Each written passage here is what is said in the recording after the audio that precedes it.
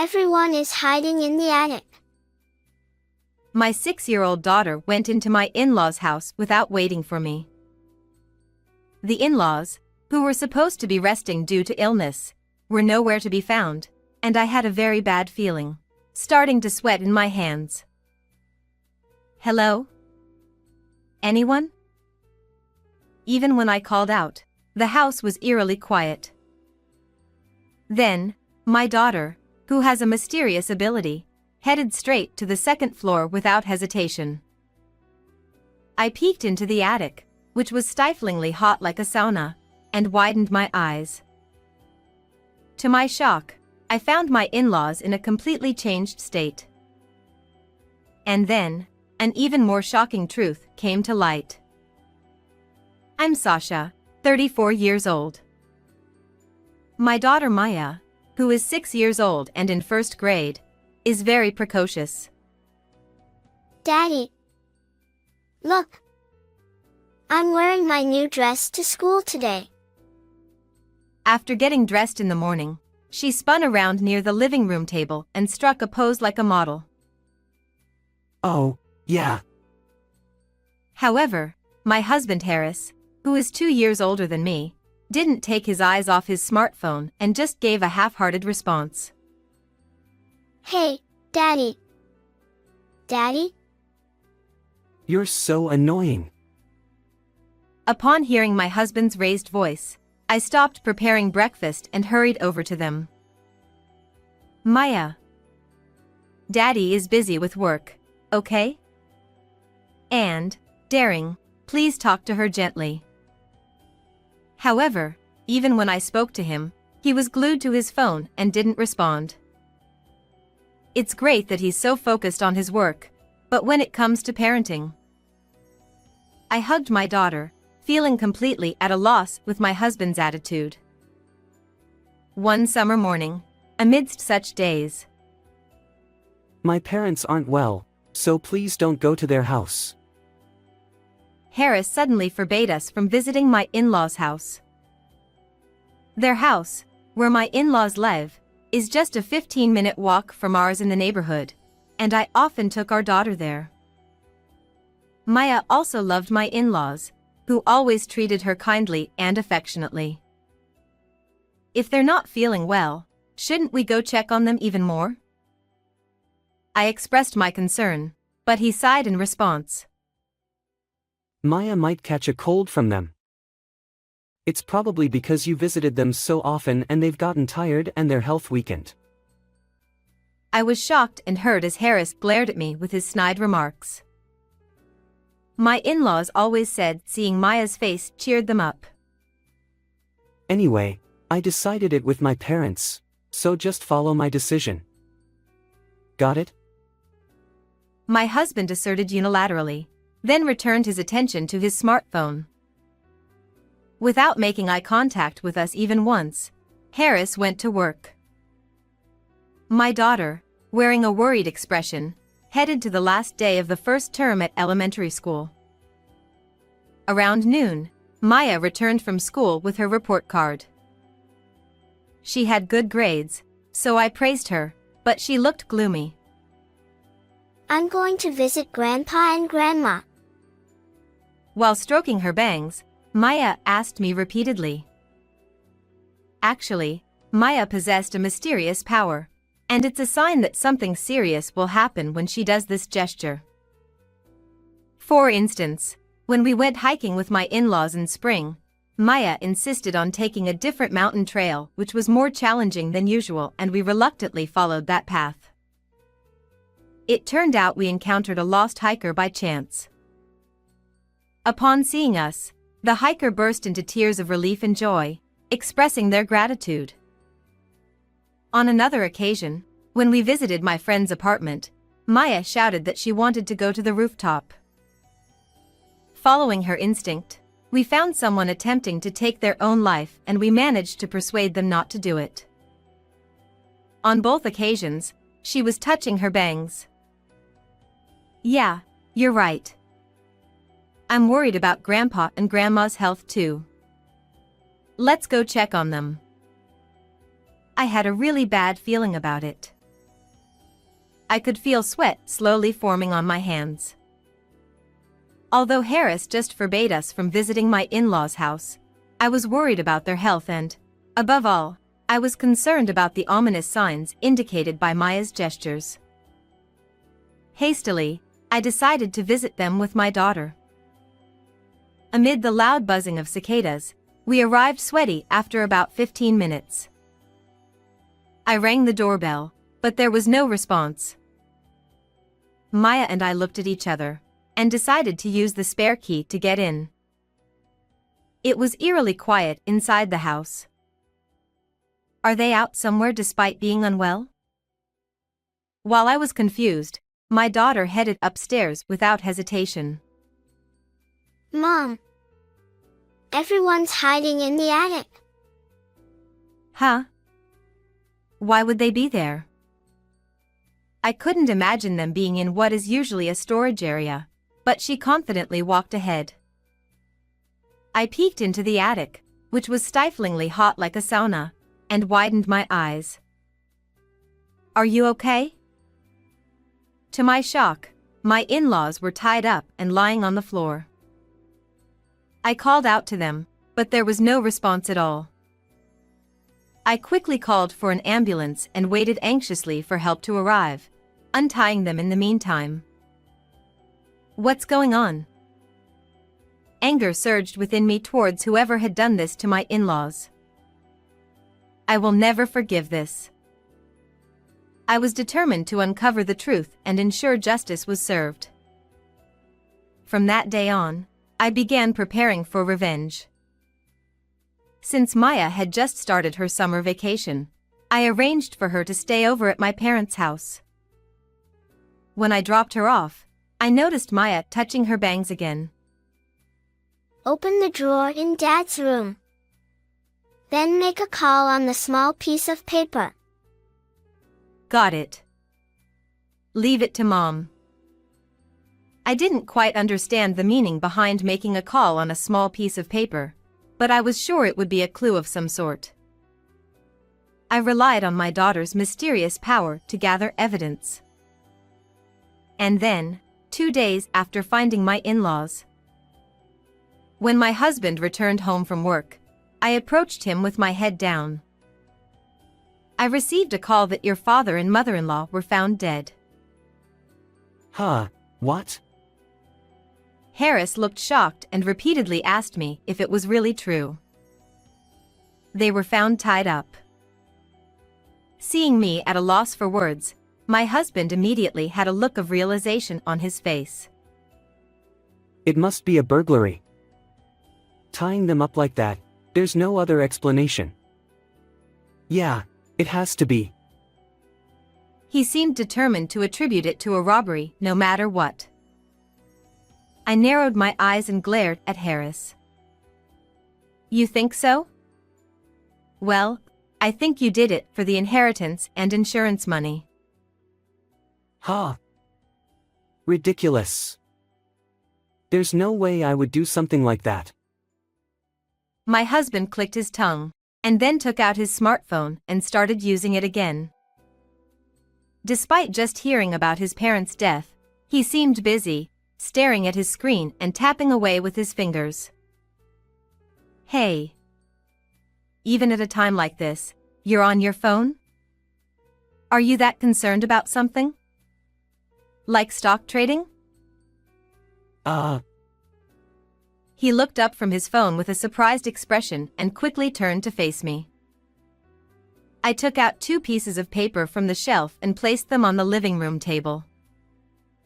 You haven't put down your phone because you're trying to recover from investment losses by trading more stocks, right? How do you? The paper I presented was a printout of an email notification showing $80,000 in stock losses I found on the computer. The other sheet was an IOU for $80,000 debt that was found in the drawer in his study, which my daughter had told me to open. Unbeknownst to me, Harris had started investing and accumulated significant debts. He turned pale upon seeing the evidence and confronted me aggressively. Is it a wife's job to snoop around in other people's things? Huh? Well, if you're going to say that, is it a husband's job to go fishing around for other women and cheat? Actually, while I was going through his computer records, I found evidence of Harris's infidelity. Emails, photos, schedules with his mistress, and more. When I found the evidence, I felt like I was going to collapse.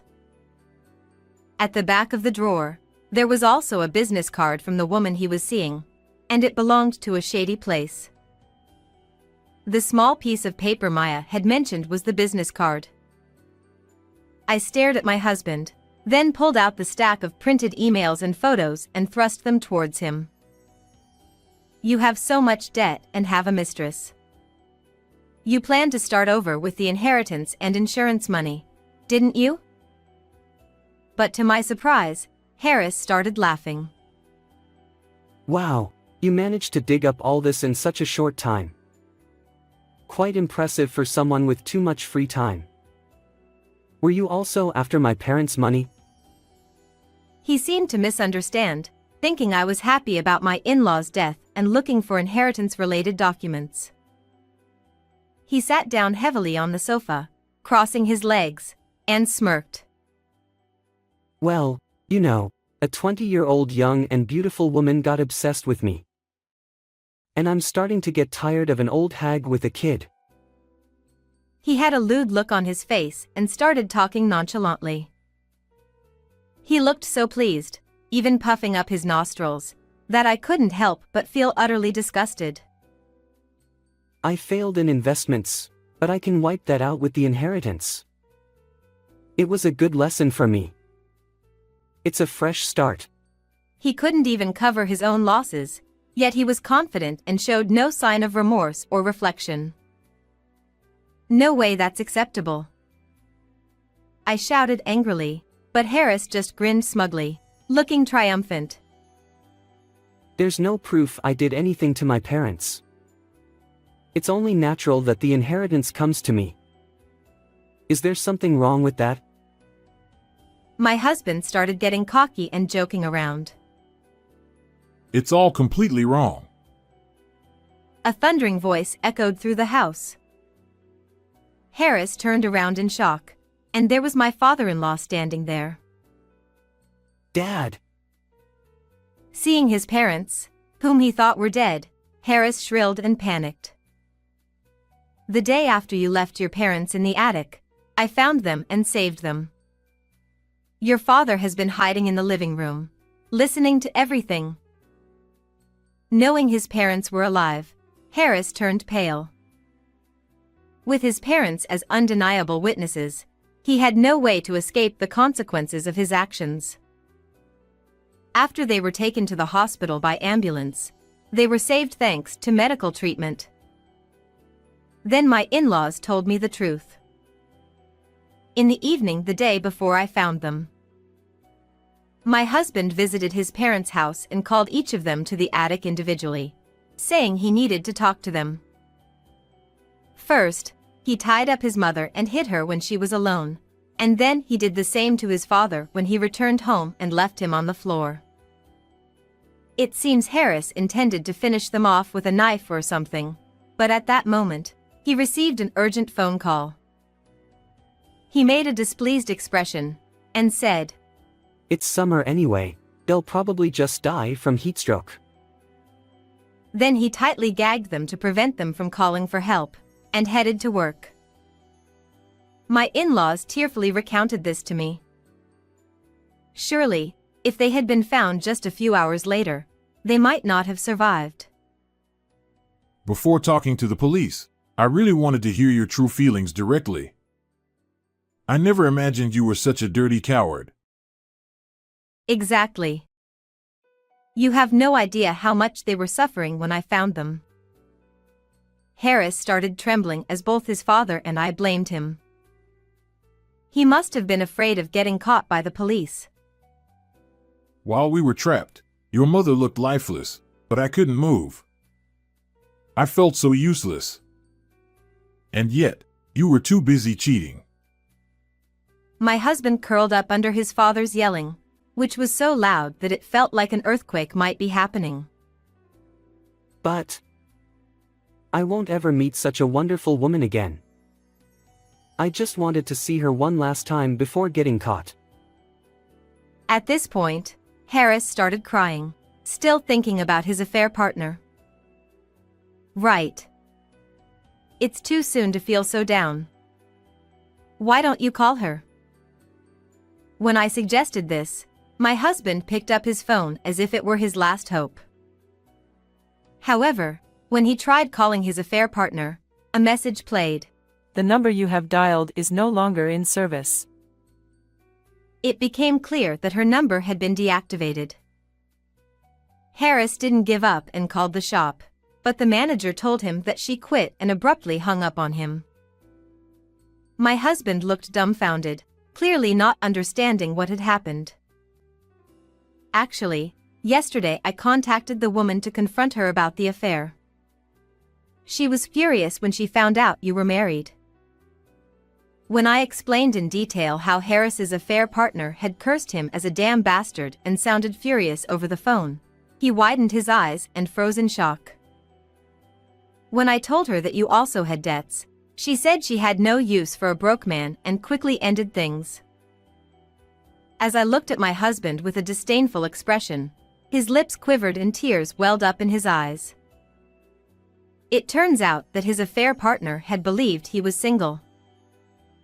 Moreover, Harris had acted as a wealthy investor, so she had high hopes for him. When she found out it was all lies, she had lost all interest in him. You got all excited just because a girl was nice to you at the shop. You fool. You weren't loved by a young woman. She was after your money. My husband collapsed and started crying. But we were so in love. Doesn't this make me the victim? I was deceived. I exchanged looks with my stepfather and we both let out a deep sigh. What are you talking about? $10,000 in damages to your parents, $85,000 in child support for Maya, and plus $80,000 in debt. That's a total of $175,000. Please pay. No way. I'm already struggling with huge debts from investments. It's impossible. You brought those debts on yourself. You can't just erase the fact that we almost got killed. My father-in-law yelled as if it echoed through the neighborhood again, and I glared at him fiercely. In the distance, we heard police sirens approaching. It seemed that my mother-in-law, who had gone to explain the situation to the police, had brought them back with her. Ha! Did you really call the cops? Sasha, please help me. Harris trembled and cried as he pleaded with me. There's evidence that you tried to kill your parents, and now your affair and debts are exposed. It's only natural you'd be blamed for all this. Is there something wrong with that? I mimicked my husband's earlier tone and, together with my father-in-law, restrained him until the police arrived. Harris offered no resistance, crying with a runny nose as he was taken away by the police who had arrived. I'm sorry for raising such a foolish son. My in-laws apologized to me, but I shook my head in response. You both have always been kind to me and Maya. You've done nothing wrong. It was him who strayed from the right path. We leaned closer together, watching the police car drive away. Afterward, my husband faced trial for restraining and confining his parents. Of course, this incident became known at his workplace, resulting in him being fired. According to his lawyer, he is likely to spend several years behind bars. My in-laws took on the responsibility of child support for Maya, but they completely cut ties with Harris. Several years later, when he eventually gets released, he'll likely find himself alone, trapped in a debt spiral. On the other hand, my daughter and I are doing well.